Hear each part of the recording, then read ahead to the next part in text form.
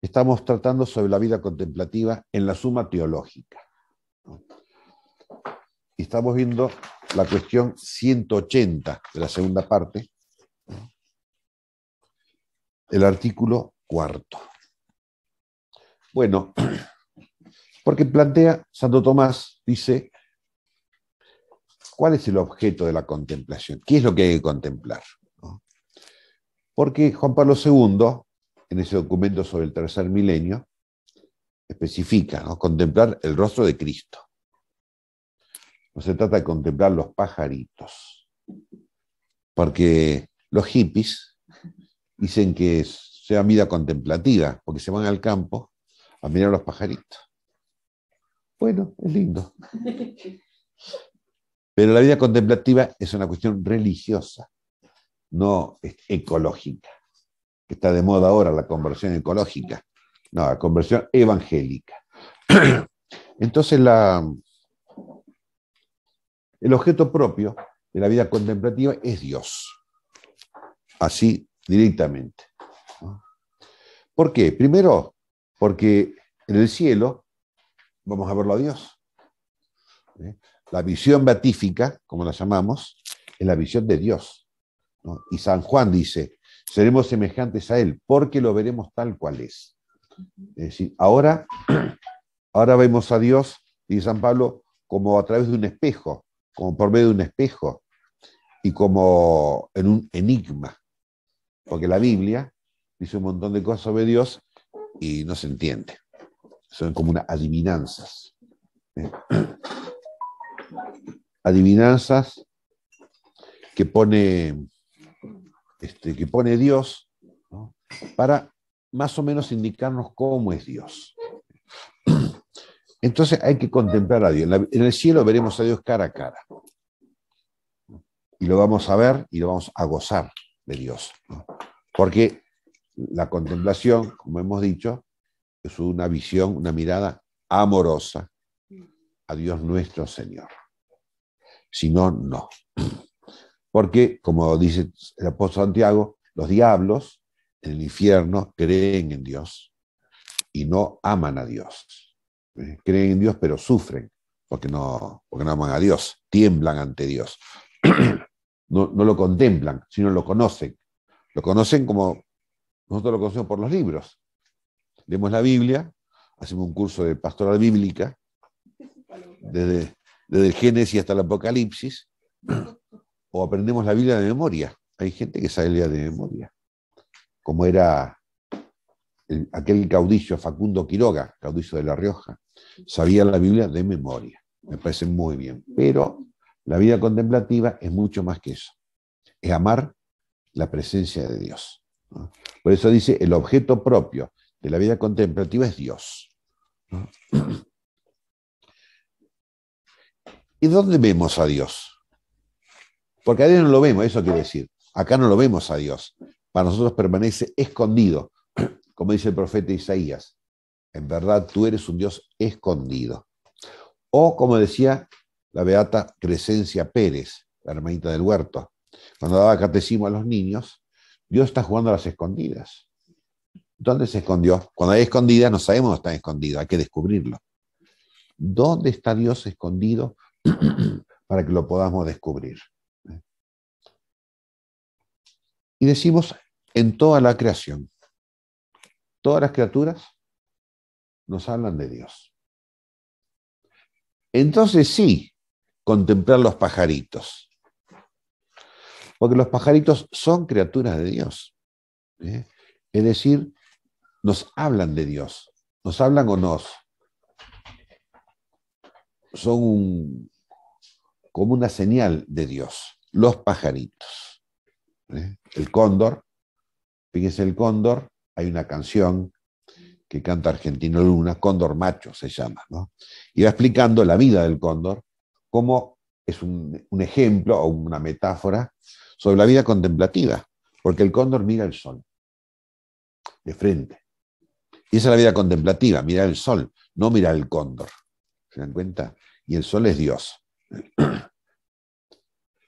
Pero sobre todo, Dios se dio a conocer en nuestro Señor Jesucristo.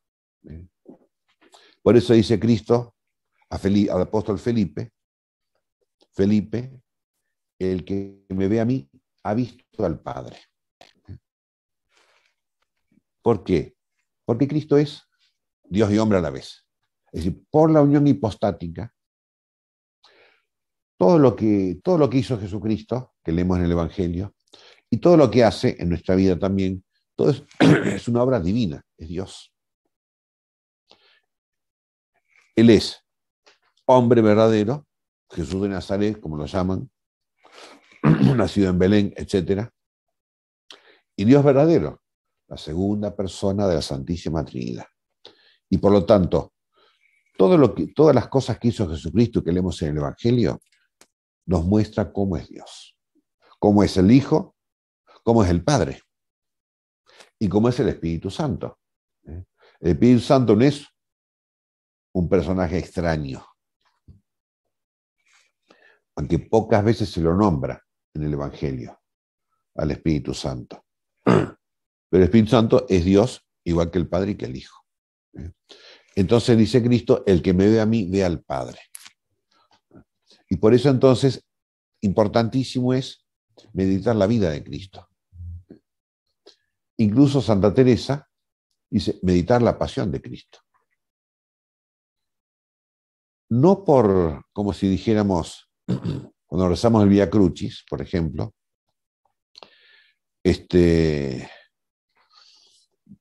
meditar los dolores de Cristo, los sufrimientos de Cristo, sino que a través de los sufrimientos y de la historia esta de la pasión de Cristo, tenemos que encontrar a Dios.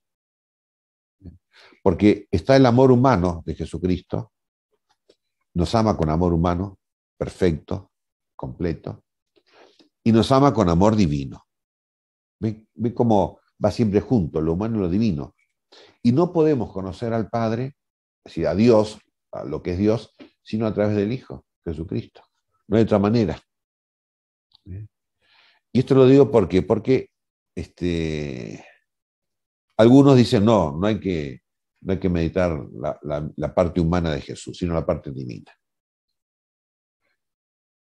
En el cielo vamos a ver la parte divina de Jesús y la parte humana también. Pero acá la parte divina está escondida.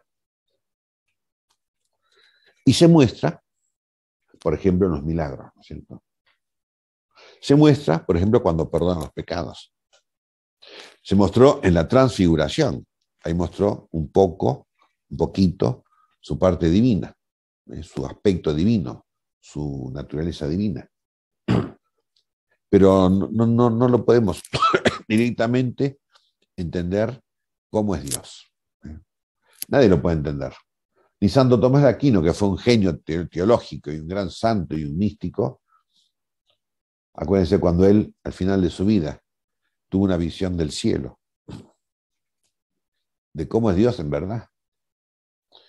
Y entonces cuando vuelve de la visión, dice, éxtasis que tuvo, y vio a Dios, vio el cielo, quería quemar todos sus libros, todo lo que él escribió.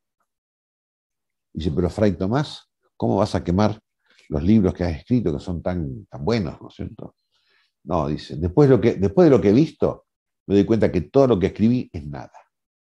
Es como paja y pasto seco que merece ser quemado. Porque todo esto que nosotros leemos con admiración de Jesucristo, decimos, ¡ay, qué genio! ¡Qué impresionante! Todo, dice, no, eso es nada. Comparado con lo que Dios es en verdad. Por eso, ninguna criatura nos puede dar una evidencia de cómo es Dios. Pero Dios no lo podemos conocer sino a través de las criaturas. Por eso entonces, la vida contemplativa consiste en mirar los pajaritos. Los pajaritos que son criaturas de Dios. Si no son criaturas de Dios, no es vida contemplativa, son hippies, ¿no? Y los hippies es otra religión que no sé cómo es, ¿no? La religión nuestra se fundamenta en los pajaritos, en las criaturas, y admirarnos de cómo las criaturas tienen su perfección, su belleza, su los animales, las plantas, ¿no? Las montañas. Cuando uno mira la Aconcagua desde acá, no sé si se ve desde acá, no se ve, ¿no? Cuando uno mira el Cordón del Plata, que sí se ve desde acá, cuando uno viene por la ruta y está nevado, dice, qué maravilla, qué hermosura, ¿quién hizo esto? ¿Se dan cuenta? Ningún hombre lo hizo Dios. Admirarnos ante las criaturas que reflejan esta belleza de Dios. Esa es la vida contemplativa. Por Dios, siempre hay que llegar hasta Dios. Si no, no. Si no, somos hippies, nada más. Y los hippies serán muy buenos, ¿no es cierto? Pero eso no es vida contemplativa, la de los hippies. Lo que pasa es que hay muchos hippies porteños de Buenos Aires, cansados del ruido de la ciudad, del cemento, del asfalto, de los colectivos, todo, ¿no? De los piquetes. Entonces se van a la Sierra de Córdoba. Y dicen, acá encontré la armonía. Acá encontré la paz, acá encontré la contemplación. Pero el objeto de la contemplación es Dios, porque la contemplación es una obra, digamos, una actividad, una acción, una actitud religiosa. Y por eso hay en la iglesia y en otras religiones, ¿no? Contemplativos son religiosos, somos religiosos. Los contemplativos somos religiosos. Los religiosos somos contemplativos. Si no, no. En cualquier religión, no solamente el catolicismo, ¿no? Incluso fíjense, Pitágoras, aquel filósofo anterior a Cristo, antes de Sócrates incluso, ¿no? Pitágoras, él vio la degradación de la sociedad donde él vivía, lo que hoy se llama Sicilia, ¿no? La Magna Grecia. Y entonces funda un monasterio. La escuela pitagórica, como se la llama, es una escuela religiosa, de vida contemplativa. Entonces funda un monasterio de monjes contemplativos, pitagóricos, griegos, para restaurar la sociedad. Y en la vida contemplativa, en este monasterio, que lo que ellos estudiaban más que nada era la matemática y la música, ¿no? Como reflejo de Dios, o de los dioses, no sé cómo decía, ¿no? Como un reflejo de Dios, es decir, a través de las matemáticas, de la música, elevar el pensamiento a Dios. Por eso digo, en todas las religiones, la vida contemplativa o los contemplativos son religiosos. Es decir, buscamos a Dios. Si no, no. Si no, somos hippies. Nada más. Se entiende más o menos, ¿no? Entonces vamos a ver, dice Santo Tomás, dice así, San Gregorio Magno, el libro sobre la moral, que es un comentario al libro de Job, dice, la contemplación se busca el principio, que es Dios, el principio de todas las cosas. Y entonces en los griegos antiguos, ellos tenían ¿cómo se llama? La historia de los dioses, ¿cómo se llama? Los mitos, la mitología, ¿no? Entonces los filósofos llamados presocráticos, Pitágoras y otros, ¿no? Anaxágoras, Tales de Mileto, etc., ellos se dan cuenta que estas mitologías no son los verdaderos dioses. Porque era una cosa totalmente humana, la mitología. Los dioses eran la historia humana puesta en personajes del cielo, ¿no? Dice no. Entonces buscaban ellos, ¿cuál será el principio, el origen de todas las cosas? Es decir, ¿cómo es Dios? Es el planteo, la pregunta. Y entonces empiezan a ver, ¿no? Y ven en la creación, en las cosas, en la naturaleza, ven que hay un gran orden. Entonces Dios tiene que ser orden. Es decir, el principio y el origen del orden en las cosas tiene que ser alguien que sea orden, que sea sabiduría, que sea amor, que sea perfección, que sea inteligencia, etc. Buscan siempre cuál es el principio. Por eso dice San Gregorio Magno, en la contemplación se busca el principio, que es Dios. el principio de todas las cosas. Si no, somos hippies. Eso es muy importante. Yo insisto porque se da muchísimo dentro de la iglesia también el hipismo. Si lo ve contemplativo, como mirar los pajaritos. Mirar los pajaritos como criaturas de Dios. Entonces sí. Y por eso Santo Tomás dice, todas las criaturas nos hablan de Dios. Toda la creación nos habla de Dios. El ser humano, la persona humana, que está creada a imagen y semejanza de Dios. Entonces dice Santo Tomás, la perfección del hombre consiste en la contemplación del orden del universo y su causa, que es Dios. Esa es la perfección del hombre. Descubrir el orden. Como muchas veces les he puesto el ejemplo en las ciencias físicas, ciencias naturales, mejor dicho, ¿no? Está el famoso, bueno, por ejemplo, Tchaikovsky, el gran músico ruso, que fue un genio de la música, dice, la música es una participación en la armonía divina. Entonces, si la música refleja la armonía divina, eso es vida contemplativa. En cambio, si ustedes escuchan reggaetón, eso no nos habla de Dios, nos habla del purgatorio por lo menos. O si escuchan, yo hablo siempre mal de la Mona Jiménez, que me perdonen, ¿no es cierto? Pero realmente no es un reflejo de la armonía divina. No es vida contemplativa. Por eso entonces, la mirada humana, ¿no? Fíjese cómo Dios puso en el paraíso a Adán y Eva, ¿no es cierto? Y Adán, antes de crear a Eva, Dios mostró a Adán, hizo pasar delante de Adán todos los animales, para que Adán pusiera el nombre a cada uno de los animales, el nombre que correspondía. Entonces Santo Tomás dice, claro, Adán, al ver las criaturas, veía la presencia de Dios en las criaturas, o el reflejo de Dios en las criaturas. Y por eso dice entonces, Adán tenía el ojo de la contemplación. Si la mirada de Adán era una mirada contemplativa. Todo. No es que cuando se ponía a rezar era un contemplativo. Porque dice en la Biblia también, en Génesis, al atardecer, lo que llamamos nosotros a la hora de la oración, Dios bajaba al paraíso a conversar con Adán, como un amigo conversa con otro amigo.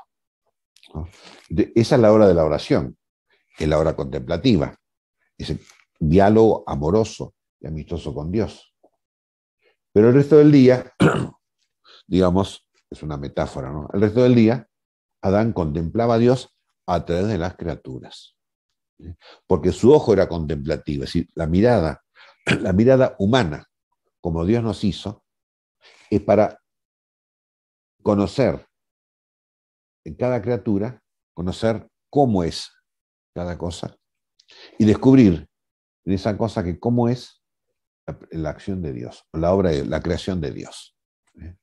Como también decían los griegos, en las naturalezas y en las criaturas, encontraban lo que llaman la proporción de oro, ¿no? Es una cuestión que está en todas las cosas, ¿no? En los animales, en las plantas, en toda la parte material, ¿no? Biológica. La proporción de oro, lo llamaban, que es la proporción divina. Es decir, como una marca de Dios, una belleza de Dios en todas las criaturas. Eso es lo que veía Adán. Por eso, al ver el perro, el caballo, ¿no? En esa armonía que tienen los animales, ¿no? El movimiento y tantas cosas hermosísimas que tienen los caballos, cuando miramos Animal Planet, por ejemplo, decimos, qué maravilla, el puma, el tigre, el oso, ¿no? Las hormigas y todo, ¿no? Las hormigas cómo están organizadas, las abejas, y todo, ¿no? Qué admirable es la obra de Dios. oh Señor nuestro Dios, que admirable es tu obra en toda la tierra. Todas las criaturas tienen que despertar nuestra admiración porque es obra de Dios. Admiración por Dios. No solamente por la criatura, como los hippies, sino admiración por Dios. Eso es lo que digo yo, la cultura cristiana. Es decir, que todas las actividades humanas nos lleven a Dios. Esa es la cultura cristiana. Por eso dice entonces, dice así Santo Tomás, una cosa pertenece a la vida contemplativa de dos maneras. De una manera principal. ¿Cuál es el elemento principal de la vida contemplativa? La verdad divina, el misterio de Dios. Principal y último, es decir, el objetivo al cual tendemos. Porque tal contemplación del misterio de Dios, de la verdad divina, es el fin de toda vida humana, de toda la vida humana. Católico, no católico, incluso de los ateos. Porque el ateo, si tiene una mirada contemplativa del mundo, de las criaturas, llega al conocimiento de Dios. Como los grandes científicos les ha pasado, ¿no? Como yo a veces les he nombrado a Heisenberg. Heisenberg, un premio Nobel de física atómica, ¿no? Creo que era cristiano, judío, no sé, ¿no? Pero él, investigando el átomo, ¿no?, se da cuenta que tiene que existir Dios, que no puede no existir Dios. Y entonces tiene un libro que se llama, que tiene tres partes, tres cuerpos, ¿no? Física atómica, filosofía, religión. Es decir, el estudio del átomo lo lleva a pensar filosóficamente, metafísicamente, y eso lo lleva a Dios. Es decir, un conocimiento de Dios a través de las criaturas. Y eso es la vida contemplativa. Por supuesto que además nosotros le agregamos la parte religiosa, la oración, que Heisenberg supongo que lo haría también, no lo sé, pero es decir, la intencionalidad específicamente religiosa, Dios. Por eso dice entonces, la contemplación de la verdad divina es el fin de toda la vida humana. Por eso dice San Agustín que la contemplación de Dios se nos promete como fin de todos nuestros actos y como perfección eterna de nuestras alegrías. El cielo es una gran alegría, porque está Dios, porque veremos a Dios y nos alegraremos con Dios. Como dice en otra parte Santo Tomás, claro, cuando lleguemos, si realmente, ¿no?, si realmente queremos ser contemplativos, ¿no?, es decir, si realmente amamos a Dios, cuando lleguemos al cielo y veamos a Dios, después de tanto tiempo, 50, 60, 80 años, 90 años, esperando el momento de morirse para verlo a Dios. Entonces lleguemos al cielo, veremos a Dios. Por eso dice, es la perfección eterna de nuestras alegrías. Ver a Dios. Todas las alegrías chicas de este mundo, incluso las alegrías espirituales, son alegrías chicas. La alegría grande es verlo a Dios. Que cuando vamos a misa, hacemos adoración al Santísimo, o la lección divina, son alegrías chicas, que nos preparan para la gran alegría cuando veamos a Dios. Dicha contemplación de la verdad divina será perfecta en la vida futura, en el cielo, cuando veamos a Dios cara a cara, como dice San Pablo, haciéndonos perfectamente felices, perfectamente bienaventurados. Por eso digo acá, la oración, la contemplación, que convierte la tristeza en alegría, que convierte la fatiga en descanso, la vida contemplativa, es una alegría chica. Todavía falta. Por tanto, pero ahora, dice San Tomás, esta contemplación de Dios es imperfecta. como por un espejo y en enigmas, dice San Pablo. Es decir, en enigmas, como digo, en adivinanzas. Y hasta que no adivinemos, que será en el cielo. Por tanto, no nos da solamente una cierta incoación. Incoación quiere decir una semilla, un comienzo pequeño. Una semilla, la semilla, como sabemos, la semilla de trigo es una incoación de la planta de trigo. Falta sembrarla, regarla, que crezca, etc. Pero mientras tanto, es una incoación. Pero está ahí, es verdad. La contemplación en esta vida es una incoación de la felicidad eterna. Por eso, dice Aristóteles, Aristóteles hace consistir la última felicidad del hombre en la contemplación de lo óptimo inteligible, es decir, lo máximamente inteligible, quiere decir lo que más perfectamente podemos llegar a conocer, que es Dios. Porque la oración, la contemplación, la ley divina, ahora en esta vida, y lo hacemos muchas veces más con la imaginación. Por eso Cristo en el Evangelio, vieron que habla en parábolas. Dice, a ellos les hablo en parábolas, porque no pueden entender, a nosotros, ¿no? A los apóstoles les explicaba un poquito más. Pero la parábola es eso, es una imaginación, una imagen. Es decir, que en esta vida, toda nuestra vida de oración y contemplación se sostiene por la imaginación. Si no podemos pensar en Dios, por ejemplo, en la Trinidad, pensamos en tres personas, incluso los cuadros que hay pintados, tres personas, tres figuras humanas. Dios, para nosotros, ¿no? Es como algo muy abstracto. Muy abstracto quiere decir como una idea simplemente. Como cuando estudiamos en el seminario, decían, ¿cuál es la esencia de Dios? Dios es la existencia que existe por sí misma. Esa es la definición filosófica. Es una abstracción total. ¿Qué quiere decir eso? ¿Se dan cuenta? Necesitamos la imaginación acá. Por eso dice entonces, no, la visión beatífica es lo óptimo e inteligible. Allá Dios no lo vamos a ver con los ojos. Con los ojos veremos a Cristo, porque Cristo tiene un cuerpo, y en el cielo un cuerpo glorioso, pero cuerpo humano. Vamos a ver a la Santísima Virgen, a los santos, el cuerpo humano, y no es Dios el cuerpo humano. Jesucristo, su parte humana, valga la redundancia, es humana, no es Dios. ¿Ven? Entonces, en el cielo veremos la parte humana y por la, como se llama en teología, la luz de la gloria, una iluminación divina, conoceremos a Dios, dice, lo veremos cara a cara, conoceremos a Dios tal cual es. Pero por ahora, con imágenes. Pero dado que a través de los efectos divinos somos llevados como de la mano.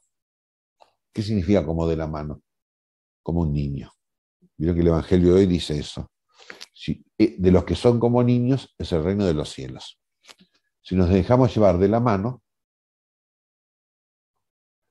¿por quién?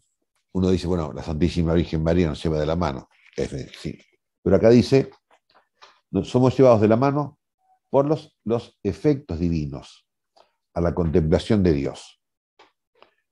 Por eso dice San Pablo, lo invisible de Dios se conoce por medio de las cosas creadas, de las cosas visibles. Llevados de la mano. Si nos dejamos llevar contemplativamente por los pajaritos, podemos llegar al conocimiento de Dios. ¿Qué quiere decir esto? Ustedes saben que están las ciencias naturales, ¿no? Por ejemplo, la que estudia los pájaros, ¿cómo se llamará? Ornitología. La que estudia los peces, fisiología. Piscicultura. Las palomas, ¿cómo se llama? Colombófilos, ¿no? Bueno, si estudiamos los animales, por ejemplo, en las vacas, ¿no?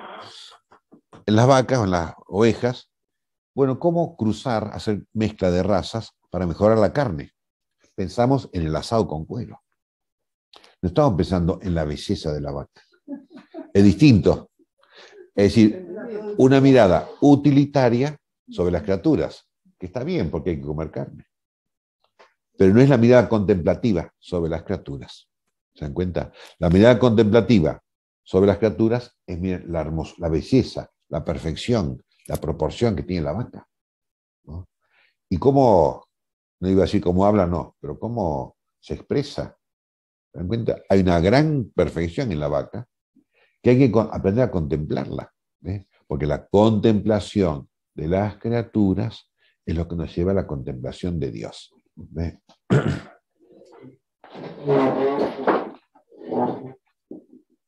Ahí está. Ah. Bueno, a través de los efectos divinos somos llevados de la mano como un niño, como acá, usted como una niña la lleva, Nazarena la lleva de aquí para allá, como si hemos vuelto a la niñez, ¿eh? Para conocer mejor, entender mejor a Dios, ¿eh? Como niños, porque dice Cristo, si no nos hacemos como niños no entraremos al reino de los cielos, ¿eh? Y yo siempre les cuento, y les voy a volver a contar, cuando yo era niño, tenía 4 años, iba caminando por la calle, tomado de la mano de mi mamá, como corresponde un niño. Pero yo no era contemplativo, era rebelde. Entonces yo pensé, con 4 años, ya soy grande. Sé cruzar la calle solo. Me solté la mano y crucé la calle corriendo. Y justo venía un auto. Y frenó el auto. Porque en aquella época, hace 60 años, no tenía mucha velocidad. Frenó, pero frenó así frente a mí. ¿Por qué? Porque no me dejé llevar de la mano. ¿Se dan cuenta? Eso quiere decir Jesucristo. Si nos dejamos llevar de la mano por las cosas visibles, por las criaturas, con docilidad, es decir, bueno, no, como digo, no por un sentido utilitario, ¿eh? Por ejemplo, un árbol. ¿Qué podemos hacer con un árbol? Una mesa. Pero antes de hacer la mesa, hay que saber mirar el árbol, ¿no? El conocimiento de esa hermosura que es el árbol. Todas las clases de árboles que existen, todas las clases de hojas que existen, ¿no? La inmensa maravilla de la creación, para conocer, para contemplar, para gozar de la hermosura de las criaturas, eso me lleva de la mano a gozar de la hermosura de Dios. Antes que hacer una mesa, antes que pensar en un asado, ¿no? Tener esa mirada. Entonces sí, somos llevados de la mano a la contemplación de Dios. De ahí que la contemplación de los efectos divinos, es decir, de las criaturas, de las cosas que Dios hizo, de un modo secundario, pertenece a la vida contemplativa, en cuanto que a través de las cosas que Dios hizo, no solamente las criaturas, ¿no? La providencia en nuestra vida, en la vida de la iglesia, en la vida de la humanidad también, ¿no?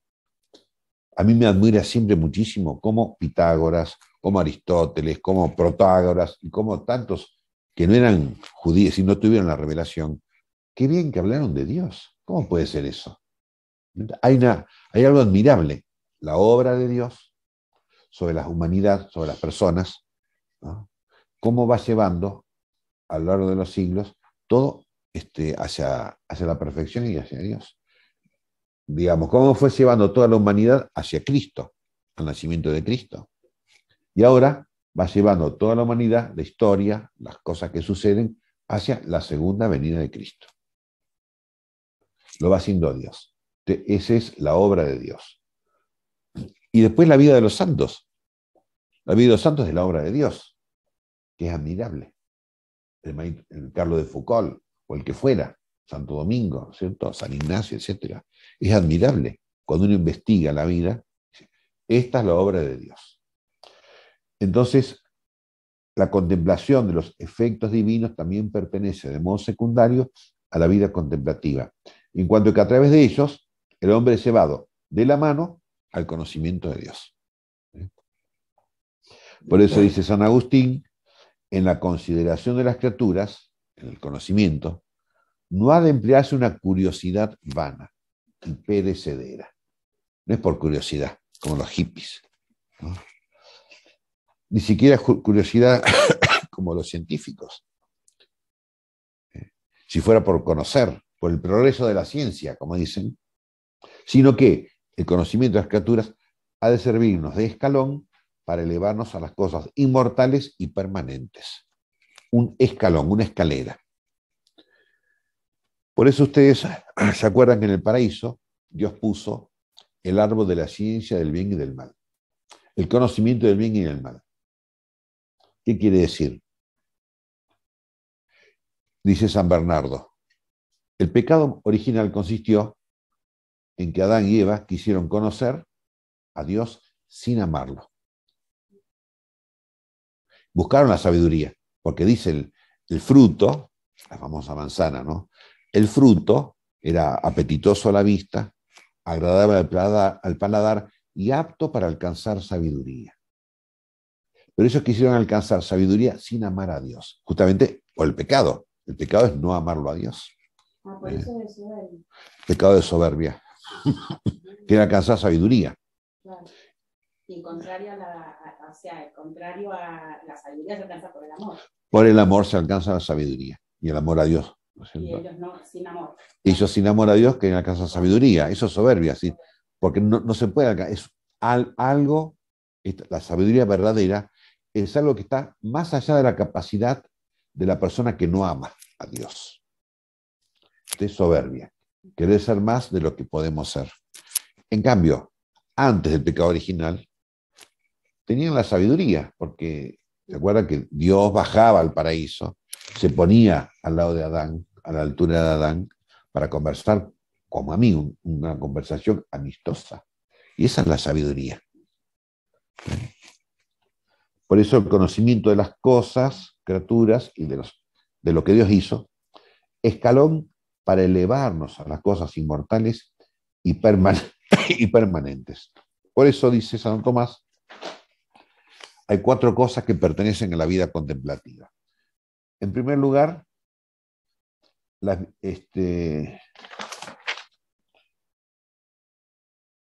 cuatro cosas que pertenecen ordenadamente a la vida contemplativa. En primer lugar, las virtudes morales, es decir, la rectitud del amor. Eso se refiere a virtudes morales. El amor a Dios por sobre todas las cosas, el amor al prójimo por amor a Dios, etc. Y todas las virtudes, la humildad, la misericordia, la mansedumbre, la justicia, la fortaleza, y no sé cuántas más. En segundo lugar, todo el resto de las actividades humanas, ¿no? Por ejemplo, dormir, comer, cocinar, barrer, jugar al fútbol, trabajar, construir un puente, construir una casa, todas las actividades.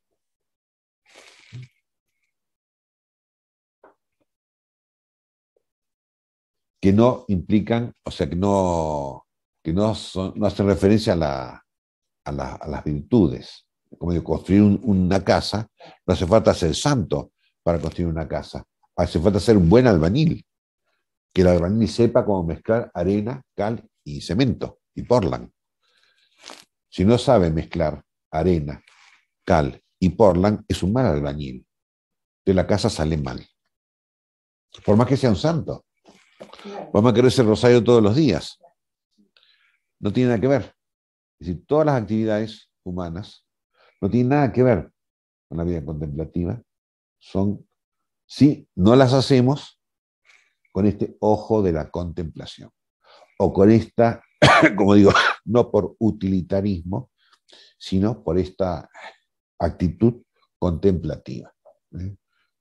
En cambio, fíjense, Leonardo da Vinci, este gran artista, ¿no? También dice, ¿no?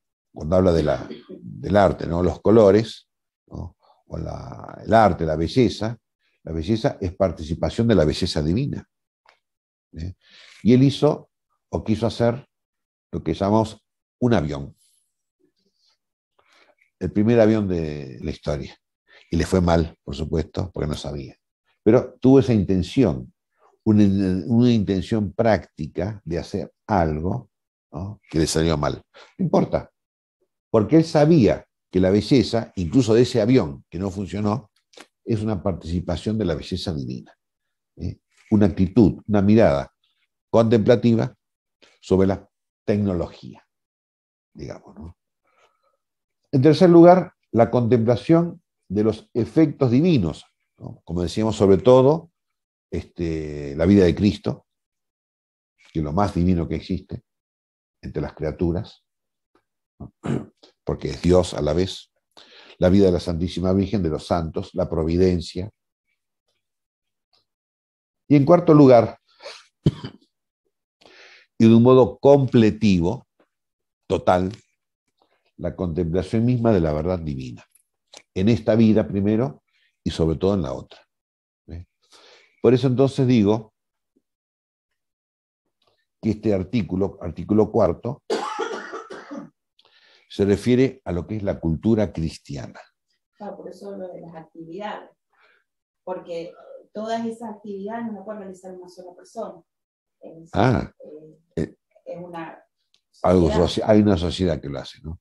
Bueno, pero la cultura cristiana quiere decir que todas estas actividades, diversidad, ¿cómo se hace? Claro. Con un fin contemplativo, aunque secundariamente sea utilitario. Claro. Porque uno construye una casa. Sí. Fíjense, cuando el Papa León XIII publicó la encíclica social, Rerum Novarum. Entonces en España estaba Gaudí, el famoso arquitecto, ¿no? El arquitecto de Dios lo llamaban, ¿no? Entonces un millonario, un hombre rico de España, un industrial, tenía su industria, no sé cuánto, ¿no? Al ver lo que dice el Papa León XIII, dice, quiero construir un barrio para los obreros. Lo llamó a Gaudí para hacer un barrio para los obreros, porque era algo bello, ¿se dan cuenta? No era una cosa solamente utilitaria. Quería un gran arquitecto, un genio de la arquitectura, porque fue un genio Gaudí. En cambio, a veces uno ve, dice, bueno, como es un barrio para obreros, hacemos la cosa más barata que exista. Lo más barato, con los materiales más baratos, todo para ahorrar plata. Pero este hombre pensó en lo mejor. Tenía un fin utilitario, evidentemente que sí, pero por encima de eso, un fin contemplativo. Quiero construir belleza. Y llamó a Gaudí. Y para construir belleza hace falta un arquitecto, que son los que estudian sobre la belleza, las formas, porque un ingeniero lo que piensa es en cemento, que no se caiga la casa, pero no, que funcione. El ingeniero es más utilitarista, pero también puede ser contemplativo, tiene que ser contemplativo también el ingeniero. De la cultura católica es que todo lo que hagamos, lo hagamos contemplando la obra divina, la creación, y pensando en llegar a la contemplación de Dios, en todas las cosas que hacemos. Qué bonito, porque por ejemplo, bueno, en la cultura cristiana, en todos lugares donde hasta ahora hay cosas que se han hecho que son asombrosas, en todo tipo de arte, en todo tipo. Sí. Y en otras religiones, todo se relaciona con Dios. Digamos, las pirámides de Egipto, por ejemplo, es como un templo, claro, en honor del faraón y de los dioses. El concepto de la muerte, digamos, era religioso. O sea, sí. Los mayas eran a Dios. O sea, sí. En todos lados, eso es como siempre el culmen, la idea que uno tenga de Dios, cómo se relaciona con Dios. Eso engendra las obras de arte de cualquier cultura. La gran belleza que existe, ¿no? Cuando no hay religiosidad, cuando no hay vida contemplativa, claro, es una cuestión meramente funcional. Exacto. Un edificio en Santa Fe, por ejemplo, hay un barrio horrible, realmente horrible, ¿no? Y claro, horrible, pero bien horrible. Y todo, son un montón de departamentos, monoblocks, son muchos, no sé cómo. Y todos iguales, todos cuadrados, ¿no? Tiene en el medio una placita, bueno, algo es algo, ¿no? algo. Pero cuando uno investiga, dice, ¿quién hizo esto? Y los que lo hicieron eran medio comunistas también, ¿no? Medio ateos, donde buscan la utilidad y no la contemplación de la belleza, de que es muy distinto. ¿Eh? Por eso la cultura católica encara todas las actividades como actividades o como con una óptica contemplativa de las cosas, de la historia y de Dios. ¿Por qué? Por el mandato de Cristo. Amarás al Señor con todo el corazón, con todo el alma, con toda la vida, con todo el pensamiento, con toda la mirada. La total, es capacidades, cualquier cosa que tengas. Cualquier cosa que piense y que hagas para Dios, por amor a Dios. Entonces cultura católica, si no, no. Si no, incluso diría, si no, no es cultura. Producir belleza es cultura. Y producir fealdad no es cultura. No es cultura.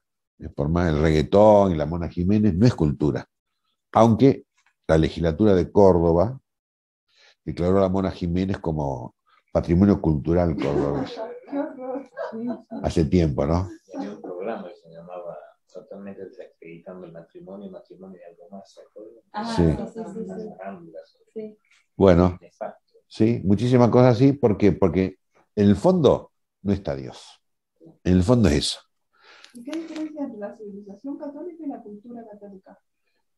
No, civilización se refiere más bien a las construcciones que quedan, ¿no? A las leyes, ¿no? ¿Cómo? Que en cuanto a la belleza, la búsqueda de Dios en la belleza, Sí, yo en la belleza. la ropa que se usa ahora, los hombres, las mujeres. El modo de vestirse también tiene que ver. Sí, sí. En Éxodo dice 22, abominación que la mujer se vista como hombre, por ejemplo. Y eso no, ya está. Y el hombre como mujer. Sí. Creo que Éxodo está. Sí. Eso decía San Vicente. Pero la ropa es espantoso, porque uno va por la calle y no te eleva el espíritu, te baja. Bueno, fíjese cómo en la vida no sé religiosa. Si alguien lo vive igual que yo, ¿eh? Bueno, escúcheme, en la vida religiosa, un fenómeno moderno que se ha dado, en las monjas sobre todo, ¿no? El 90% de las congregaciones femeninas se han puesto un hábito gris. Todo gris. Y el hábito originalmente tenía su cualidad, su característica, su belleza, ¿no? Pues todos grises. No sé qué pasa en este mundo, ¿no? ¿Eh? Bueno, usted tiene un hábito gris. Y es que para mí también se ensucia, ¿no? Pero bueno, yo lo que voy es que suprimieron la diversidad de hábitos, todos iguales, todos grises. Y se compra, yo la otra vez estuve viendo, hay una casa que hace hábito para cualquier congregación. ¿Usted quiere una? Sí. Entonces no es ni que es la suya, ni que la fundadora. Claro. Dice, no, que la significa masificación. No, todo, así. Claro. Bueno. Y por último, dice Santo Tomás, por ejemplo, cita el Salmo 142. Meditaré en todas tus obras, dice David. En los hechos de tus manos, 142. Meditaré en todas tus obras, meditaré en los hechos de tus manos, en la providencia. He levantado mis manos hacia ti. Sí, elevar las manos, que sigue el corazón, la oración, hacia Dios, a través de la contemplación de las criaturas como reflejo de Dios. Por eso cuando decía Juan Pablo II, la contemplación del rostro de Cristo, no de los pajaritos, o también de los pajaritos, pero como criaturas de Dios, elevándonos hacia Dios, etc. La perfección última del entendimiento humano es la verdad divina, mientras que las demás verdades creadas perfeccionan el entendimiento humano, la inteligencia, en orden a la verdad divina. Entonces sí, por aquello que decía Aristóteles, la perfección de la persona humana está en la contemplación del orden del universo y su causa. Es decir, la belleza, la perfección, la armonía y todas esas cosas hermosas que encontramos en este mundo, ¿cuál es el origen? ¿De dónde viene la belleza? ¿De dónde vienen las estrellas? ¿De dónde vienen las plantas? ¿De dónde viene? De Dios nuestro Señor. Bueno, nuestro auxilio está en el nombre del Señor. Que la bendición de Dios Todopoderoso, Padre, Hijo y Espíritu Santo, descienda sobre vosotros y permanezca para siempre. Amén.